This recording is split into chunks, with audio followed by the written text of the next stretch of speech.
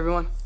What's up guys, Unofficial MCU here. Hope you're all doing well, and in today's video we are going to be discussing Marvel Studios' now new confirmed concerning plans for the future of the MCU going into Phase 6 here and what they may be doing with their Disney Plus output. Guys, we're going to hop right on into it, break it all down for you guys, everything that we know and everything that we'd be anticipating right now. Before we do though, however, grab that subscribe button if you haven't already, as we're discussing and covering all types of Marvel related news, leaks, rumors, theories, and breakdowns here on the channel. So if you guys are into any of that, go ahead and grab that subscribe button today.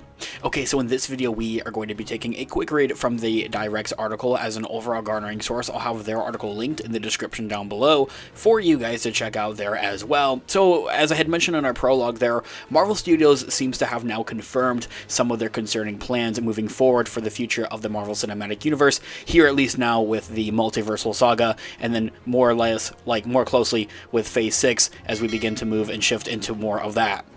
So, Marvel Television executive Brad Wonderbaum had recently gave us word of the budgetary goal for the MCU's Phase 6 that could prove diverse for some. Disney Plus has given the MCU the opportunity to only expand its storytelling by leaps and bounds. It hasn't all been the best received content that ever was, but a fair few shows such as WandaVision and Loki and a couple of others have really been well received by the fans and the critics alike and have achieved a breakout success if for anything. However, many of Marvel's Disney Plus shows and projects have also been marked with high price tags, more so than even movies. The MCU Phase 6 will begin with the Fantastic Four: The First Steps, currently set to release next year, July 25th of 2025. And with it, it will be even more of Disney Plus series as well. Beyond Paul Bettany's led Vision show set to debut in 2026, probably presumably after Avengers Doomsday, other expected Phase 6 TV titles for the Disney Plus streamer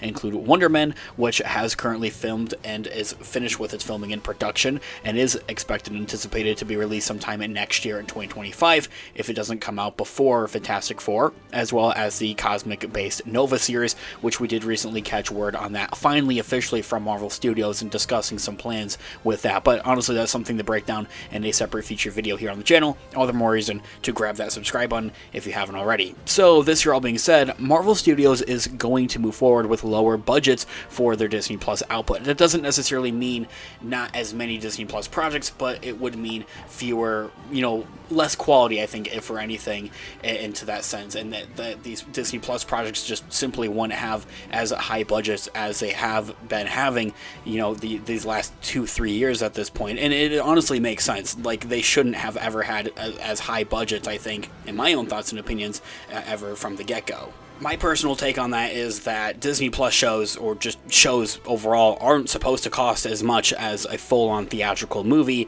They're supposed to have a little bit more of a dimmed-down budget, essentially. Essentially, though, however, what Marvel Studios has done, in particular, outside of other Disney IP, such as Star Wars, by which, if you are a Star Wars fan, we have our Star Wars channel linked in the description down below.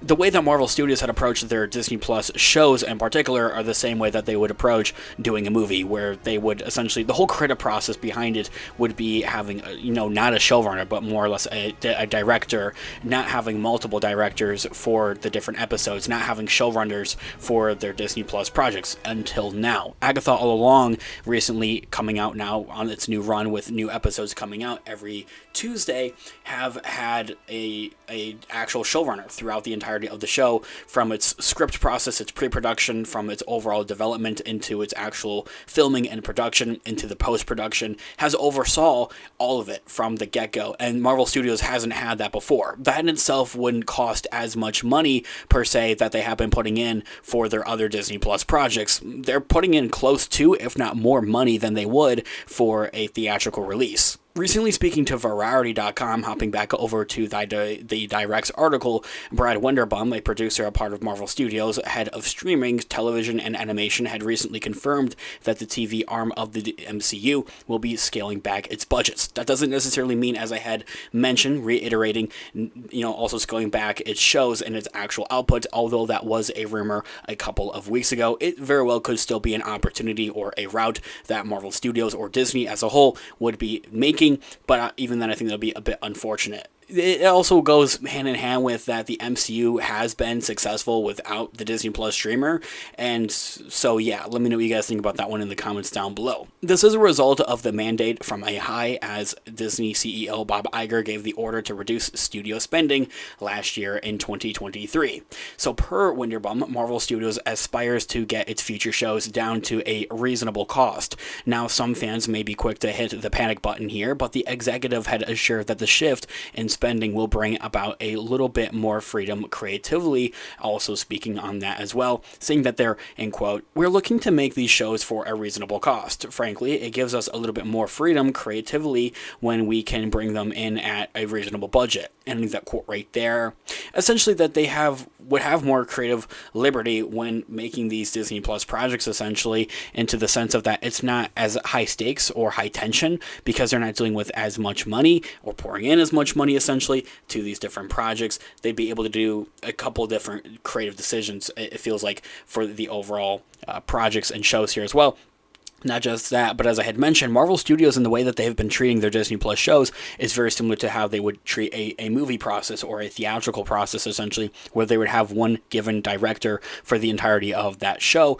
When, in comparison, look at Star Wars and that IP, as I had mentioned, if you're a Star Wars fan, we have our Star Wars channel linked in the description down below. They usually would use multiple directors for their different, shows. There'd be anywhere from 5 to 7 different directors for The Mandalorian, or, same thing for Andor. But remember, there is a showrunner that's overseeing all of it. For example, The Mandalorian, as I had mentioned, may have anywhere from 5 to 7 different directors for each of their different episodes.